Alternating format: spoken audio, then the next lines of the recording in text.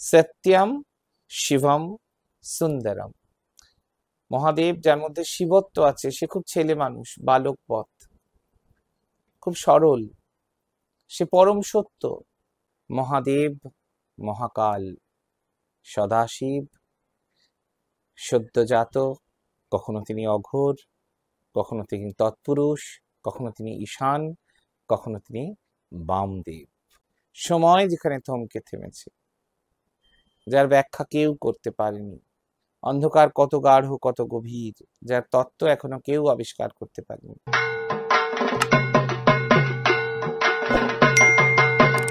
शिव समा रहे हैं मुझ में और मैं शून्य हो रहा हूं। হ্যাঁ, ঠিক শুনেছেন, শূন্য। এই পৃথিবী হাজার হাজার কোটি কোটি লক্ষ লক্ষ বছর ধরে তার কক্ষপথে ঘুরে চলেছে, কেউ তার পথ চলাকে থামাতে পারেনি। অনেক প্রাকৃতিক দুর্যোগ এসেছে, পৃথিবীর বয়স হয়েছে, পৃথিবী বৃদ্ধ হয়েছে, কিন্তু কখনো তার পথ চলার কামাই হয়নি। সে অনন্ত কাল কক্ষপথে ঘুরেই চলেছে, ঘুরেই চলেছে। যেখানে সবকিছুর শেষ, সেখানে শূন্যতার শুরু। সত্য আছে, ছিল, থাকবে। শিব মহাদেব আসলে সত্য, পরম সত্য, পরম শিব, আদি, আদিরও আদি, তিনি আদিদেব। যে নামেই ব্যাখ্যা করবে, কল্পনা আপনাকে করতে হবে, মোহ আপনাকে রচনা করতে হবে, ভাব আপনাকে গ্রহণ করতে হবে, কিন্তু সত্য, সত্যের জন্য আপনাকে কিচ্ছু করতে হবে না। সত্য তাই যা আপনার মধ্যে অনেক আগে থেকেই বিদ্যমান। সেই সত্যের অপলাপ হতে পারে, বিকৃতি হতে পারে, কিন্তু হাজার চেষ্টার পরেও সত্য সত্যই থাকে। অনন্ত সত্য, অনন্ত শিব। মহাদেবের অনেক নাম, অনেক রূপ। কখনো তিনি সৃষ্টিধর্মী, কখনো তিনি ধ্বংসের কারক। মহাদেব মহাকাল, সদাশিব সদ্যজাত, কখনো তিনি অঘোর, কখনো তিনি তৎপুরুষ, কখনো তিনি ঈশান, কখনো তিনি বামদেব। 5টি মুখ বলা হয়েছে। কখন যে তিনি কি রূপে কাকে দেখা দেন আমরা কেউ জানি না। মাউন্ট এভারেস্ট, শৃঙ্গ অনেকেই জয় করেছেন, কিন্তু আজও পর্যন্ত কেউ রহস্যে ঢাকা কৈলাস পর্বতকে জয় করতে পারেনি। কৈলাসপতি শিব সদানন্দময়, চিদানন্দ রূপম শিবহম শিবহম। মহাদেবের অনন্ত লীলা, তার অপার মহিমা, যে যখন তার কৃপায় পড়েছে, কৃপাধন্য হয়েছে, লাভ হয়েছে, সে শূন্যকে আপন করে নিয়েছে। এই যে আপনার এত সাধের দেহ, এত সাজগোজ, এত আয়োজন, এত খাওয়া দাওয়া, এত বৈভব, এটি তো একটি আকার, আকৃতি। আকৃতি একদিন থাকবে না, শ্মশানে নিয়ে গিয়ে আপনাকে দাহ করা হবে।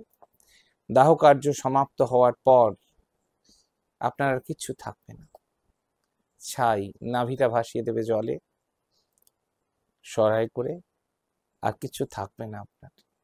যেটা থেকে যাবে সেটা হচ্ছে গাঢ় অন্ধকার, শূন্যতা, ব্ল্যাক হোল, ডার্ক রিয়ালিটি। পরম সত্য হচ্ছে এই কালো,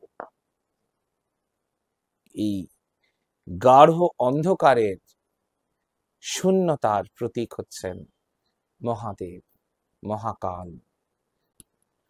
সমস্ত কাল যেখানে বিনষ্ট হয়েছে, সমস্ত কালের পরিসমাপ্তি যেখানে হয়েছে, সেটি অন্ধকার। সময় যেখানে থমকে থেমেছে, যার ব্যাখ্যা কেউ করতে পারেনি, অন্ধকার কত গাঢ় কত গভীর, যার তত্ত্ব এখনো কেউ আবিষ্কার করতে পারেনি, সেখানেই মহাকাল, সেখানেই মহাদেব। সেখানেই পরম শিব, পরম ব্রহ্ম। তার রূপ কল্পনা আমাদের কল্পনা মাত্র, কল্পনা বিলাস মাত্র। মহাদেবকে অনুভব করা এক জিনিস, আর মহাদেবের মধ্যে স্থিত হওয়া অন্য আরেকটি জিনিস। এই সূর্য, এই চন্দ্র, এই পৃথিবী এই ব্রহ্মাণ্ডের মধ্যেই রয়েছে, এই গ্যালাক্সির মধ্যে রয়েছে, এই সোলার সিস্টেমের মধ্যে রয়েছে।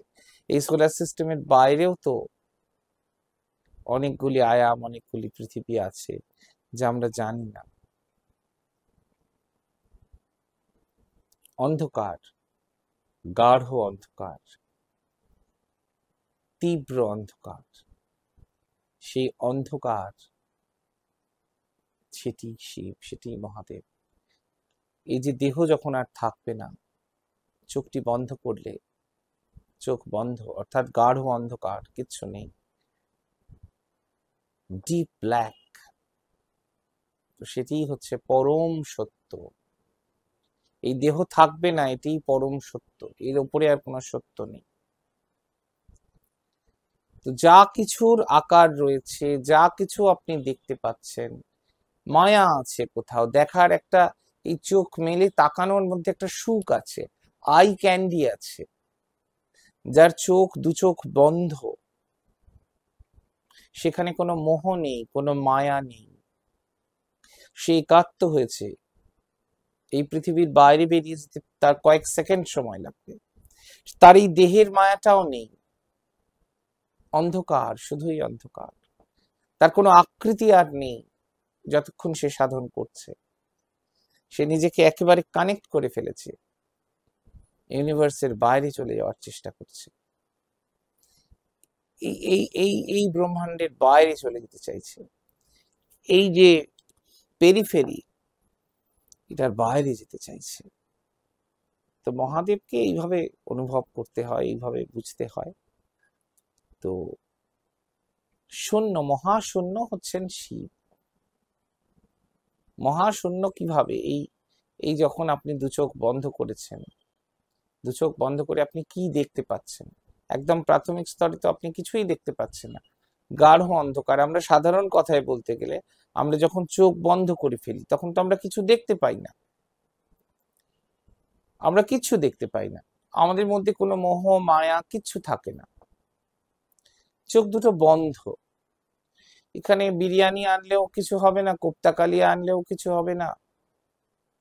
We are in such a state of mind where shunya, shunya and only shunya is there. অর্থাৎ শূন্যের সঙ্গে শূন্য যোগ করলে রেজাল্ট শূন্যই আসে। তো মহাশূন্যে যিনি অবস্থান করেন তিনি পরম শিব। সত্যম শিবম সুন্দরম। মহাদেব যার মধ্যে শিবত্ব আছে, সে খুব ছেলে মানুষ, বালক পথ, খুব সরল, সে পরম সত্য, সত্যকে ধারণ করে রয়েছে। শিবত্ব প্রাপ্তি তার হয়েছে, তার বহিঃপ্রকাশ তার কথায়, বার্তায়, আচারে, আচরণে, তার দৈনন্দিন দিন গুজরানে, তার দৃষ্টিভঙ্গিতে, তার কাজে কর্মে এটা বোঝা যাবে। তার আচার আচরণ কিরকম এটা খুব ভালো করে দেখতে হবে, সে কি ভাবছে। তো এইটি শিবত্বের প্রকাশ, শিবত্ব প্রাপ্তি। ভগবান শ্রীরামকৃষ্ণের যে ভয়ঙ্কর অমোঘ একটি বাণী, যে যার উপাসনা করে সে তার ভাব পায়। ঈশ্বর তো ভাবগ্রাহী জনার্দন, তো এই শিব ভাবে যিনি রয়েছেন, বড় কম কথা নয়। কালক্রমে তিনি ভক্ত আর ভগবান এক হয়ে যাচ্ছেন। তো ভক্তের যাবতীয় দায়ভার ঈশ্বর গ্রহণ করেন, মহাদেব গ্রহণ করেন। তো সেটি যখন একাত্ম হয়েছে একটা মানুষ, আমরা সাধারণত তো একাত্ম হতে পারি না, আমরা ভয় পাই, আমরা বিশ্বাসও করি না। আসলে বিশ্বাসে মিলায় বস্তু তর্কে বহু দূর। আগে নিজেকে এইভাবে ভাবতে হবে, তারপর প্র্যাকটিক্যালি করতে হবে। সকলে খুব ভালো থাকবেন। হর হর মহাদেব। জয় শিব শম্ভু।